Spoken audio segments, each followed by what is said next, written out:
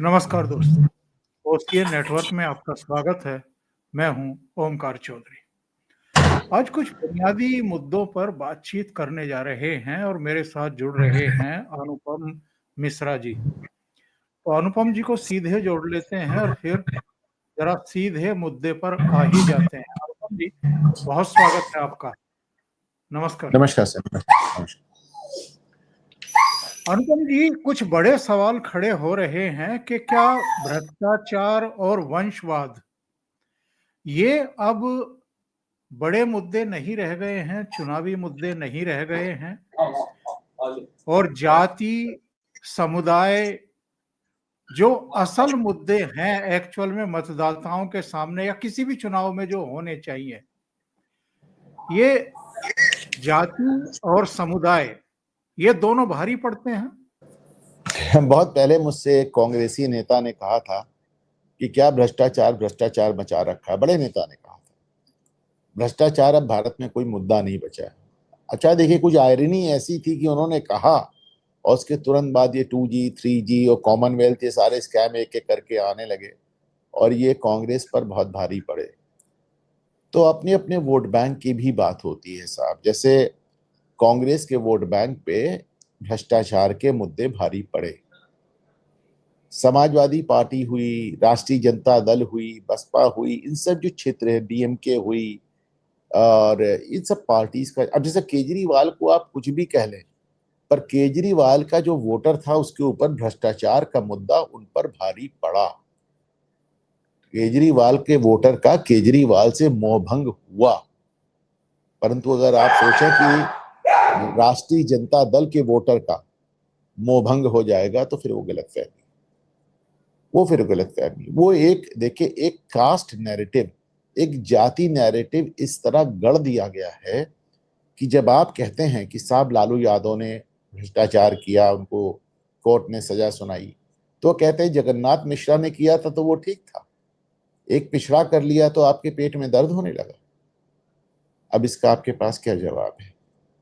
तो जबकि जगन्नाथ मिश्रा को भी सजा हुई थी, तो जगन्नाथ मिश्रा की राजनीति खत्म हो गई, लालू यादव की राजनीति पर इस मुकदमे से कोई फर्क नहीं पड़ा। तो अपने अपने वोटर की भी बात होती है साहब। केजरीवाल की राजनीति को झटका लगा, कांग्रेस की राजनीति को झटका लगा, पर यदि आप सोचें कि समाजवादी पार्टी का वोटर अखिलेश यादव से पूछेगा कि जिस खानदान में किसी ने आज तक एक पैसे का काम नहीं किया और जिसमें मुलायम सिंह जी एक प्राइमरी के टीचर ही थे, अगर वो आज कई हजार करोड़ का मालिक है तो कैसे है? तो ये संभव नहीं। लेकिन अनुपम जी, जो कन्विक्टेड है, कल मैं एक प्रेस कॉन्फ्रेंस देख रहा था रविशंकर प्रसाद की, क्योंकि प्रेस कॉन्फ्रेंस में तेजस्वी यादव ने एक बड़ी बेशर्मी की। उन्होंने कहा कि भ्रष्टाचार पर हमारा जीरो टॉलरेंस रहेगा। ये तेजस्वी यादव कह रहे हैं प्रेस कॉन्फ्रेंस में, भ्रष्टाचार पर हमारा जीरो टॉलरेंस रहेगा। तो रविशंकर प्रसाद की प्रेस कॉन्फ्रेंस में देख रहा था, उन्होंने कहा कि इनको पता है इनके पिताजी चारा घोटाले के 4 अलग-अलग केसों में कुल मिलाकर के 32 साल 5 महीने की सजा कोर्ट उनको सुना चुकी है और ये कहते हैं कि भ्रष्टाचार पर जीरो टॉलरेंस रहेगा। और उसके बाद तो रेलवे का घोटाला, आईआरसीटीसी का घोटाला इसी परिवार ने कर रखे हैं। तो जो कन्विक्टेड हैं या जिनके ट्रायल शुरू हो चुके हैं, चार्जशीट पेश हो चुकी है, वो इतने साहस या दुस्साहस के साथ या बेशर्मी के साथ इस तरह की बातें कैसे कर लेते हैं? या तो जनता को मूर्ख समझते हैं या अपने को बहुत सियाना समझते हैं। केजरीवाल, सॉरी, तेजस्वी यादव सिर्फ भ्रष्टाचार पे जीरो टॉलरेंस नहीं बता रहे थे। पहली बात तो देखें, तेजस्वी यादव खुद भी जमानत पर है, खुद भी जमानत पर है।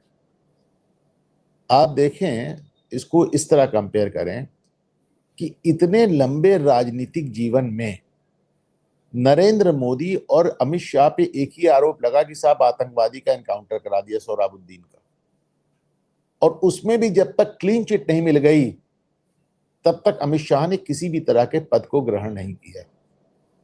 उसके पहले लालकृष्ण आडवाणी भी ये आदर्श प्रस्तुत कर चुके थे।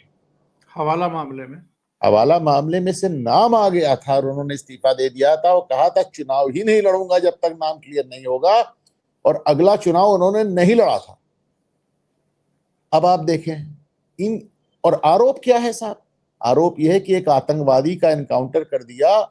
स्टोरी क्या है? उस स्टोरी को उठाने वाले राजदीप सरदेसाई उसके 9 साल बाद कोर्ट में लिखित माफी मांग चुके हैं, कह चुके हैं कि कोई स्टोरी थी नहीं, मैंने मन से गढ़ी थी। तीस्ता सीतलवाड़ को सुप्रीम कोर्ट कह चुकी है जेल जाने योग्य है, मुकदमा चलाने योग्य है। और उसके बाद आज तक अमित शाह ने विक्टिम कार्ड नहीं प्ले किया। आज तक ये नहीं कहा कि मेरे साथ गलत हुआ, कोर्ट ने गलत। जस्टिस आफ्ताब आलम ने अमित शाह की जमानत होते हुए सू मोटो एक फैसला सुना दिया, जबकि उस समय गुजरात हाईकोर्ट में छुट्टी थी, और 2 साल तक अमित शाह को गुजरात में घुसने नहीं दिया। वो दिल्ली में 1.5 कमरे में गुजरात भवन में पत्नी समेत पड़े रहे। पर आज तक आपने अमित शाह को इसका विक्टिम कार्ड प्ले करते देखा? नरेंद्र मोदी मुख्यमंत्री रहते हुए 7-7 घंटे आगे सीबीआई को बयान देते थे। लोगों ने उनसे पूछा कि साहब आपका विक्टिमाइजेशन हो रहा है, आपके साथ गलत हो रहा है, उनका कुछ गलत नहीं हो रहा है। सीबीआई का काम है सवाल करना, और एक जिम्मेदार नागरिक के तौर पे मेरा काम है उसको जवाब देना, और मैं दे रहा हूं। आज तक नरेंद्र मोदी ने कहा कि मेरा विक्टिमाइजेशन हुआ, मेरे साथ गलत हुआ।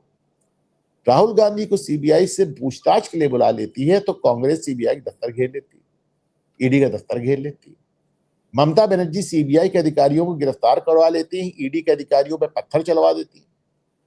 सुप्रीम कोर्ट सिद्धारमैया और स्टालिन के मामलों में कहती है कि नहीं, उन्हीं लोगों ने गलती की है, वही लोग जांच करेंगे। जस्टिस गवाई के दोनों आदेश, ईडी को जांच करने तक की अनुमति नहीं। एक मोदी और अमित शाह को छोड़ दिया जाए तो इस देश का हर नेता भ्रष्टाचार के मामले में या तो आरोपित है या जमानत पर है और या सजा याफ्ता है। तेजस्वी यादव कहते हैं कि वो फलाना जब घोटाला हुआ था तो मैं नाबालिग था। पहली बात तो अभी जो हाल का घोटाला जिसमें आपको जमानत लेनी पड़ी उसमें आप बालिग थे। दूसरा, क्या तेजस्वी यादव स्वयं से ये बात नहीं पूछते कि उन्होंने आज तक 1 रुपए का काम नहीं किया और दिल्ली में वो अरबों की कोठी में बैठे हैं? कहां से आई वो? न्यू फ्रेंड्स कॉलोनी में अरबों की कोठी है साहब। कह तो रहा हूं कि दिल्ली में अरबों की कोठी में बैठे हुए तेजस्वी यादव अपने आप से सवाल नहीं करते कि साहब मैंने तो जीवन में 1 रुपए का काम नहीं किया, मेरे नाम पे इतनी बड़ी बड़ी कोठियां कैसे हैं? एक और मजेदार बात देखिए, तेजस्वी यादव ने क्राइम पे भी 0 टॉलरेंस बताया। अब ये बात अपने आप में इतनी हास्यास्पद है, शाहबुद्दीन के लड़के को टिकट देने के बाद अब क्राइम पर 0 टॉलरेंस की बात करते हैं। आपके आसपास ऐसे विधायक चल रहे हैं जिनके इलाकों में शाम को 7 बजे के बाद लोग निकलते नहीं थे। आज भी वो विधायक हैं, आपके राइट हैंड है, आपके लेफ्ट हैंड, और आप कहते हैं कि क्राइम पे 0 टॉलरेंस। तेजस्वी यादव के आने की उम्मीद मात्र से राष्ट्रीय जनता दल के लोग आप सोशल मीडिया पे देखें कैसा गदर काटेंगे। तो अब इसका क्या इलाज है? लेकिन ये क्या और भी ज्यादा आश्चर्यजनक और हास्यास्पद नहीं है? या अब पब्लिक ने इसको, जैसे प्रधानमंत्री ने एक शब्द का यूज किया था न्यू नॉर्मल, तो पब्लिक ने भी इसको न्यू नॉर्मल मान लिया है कि जो चार्ज सीटेड है, जो जमानत पर है, वो अपने आप को सीएम फेस के रूप में घोषित करवाएगा, या जो नेशनल हेरल्ड केस में अंडर ट्रायल है वो भावी प्रधानमंत्री के तौर पर घूमता रहे, और ये वो भी जमानत पे है, वो भी जमानत पे। उनकी माता जी भी जमानत पे है, उनका बहनोई भी जमानत पे है। तो ये न्यू नॉर्मल हो गया है क्या? और पब्लिक ने भी क्या एक्सेप्ट कर लिया है कि इन लोगों से कोई सवाल ही नहीं पूछना है कि भाई इतने बड़े बड़े भ्रष्टाचार के घोटाले हैं तुम्हारे ऊपर? मतलब 2000 करोड़ रुपए का तो आरोप घोटाले का अकेले दिल्ली की जो संपत्ति है नेशनल हेरल्ड की, उसका लगा हुआ है इनके ऊपर। देखिए, न्यू नॉर्मल इस तरह समझें आप कि आतिशी मारलेना का एक वीडियो जारी हुआ था वायरल हुआ था। उसमें वो कह रहे थे कि भाजपा को हराने के लिए अपराधियों को, चोरों को, डकैतों को भी वोट देना पड़े तो दे दो। तो ये जो राजनीति है इस समय विपक्ष की, वो घृणा से उत्पन्न है। एक ऐसी घृणा जिसमें कुछ लोग मोदी से घृणा करते हैं, कुछ भाजपा से करते हैं, कुछ योगी से करते हैं, कुछ आरएसएस से करते हैं, कुछ हिंदुओं से करते हैं, कुछ हिंदुस्तान से ही करते हैं। तो ऐसी घृणा से जो उत्पन्न राजनीति है, उसी का ये आतिशी मार्लेना का वीडियो था कि आरएसएस को हराने के लिए, भाजपा को हराने के लिए चोर, डाकू, डकैत जिसको वोट देना हो दो, बस